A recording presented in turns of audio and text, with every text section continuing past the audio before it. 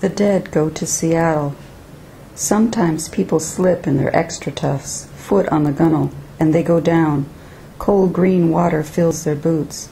And sometimes it's a hook and line catching their arm, yanking them down, thrashing.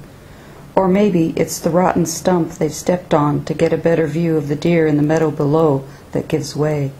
Either way, someone's seen them in Seattle, during yearly trips to the malls for school clothes, or to get supplies to build a new house. They're there, the dead, turning their heads in a crowd crossing a street at a red light, or walking with a golden retriever by UW. They've been spotted, a child holding a white styrofoam cup of clam chowder down by the wharf, an uncle sitting on a curb, a cousin on a park bench. They've been jogging, strolling, driving even, reported alive and well.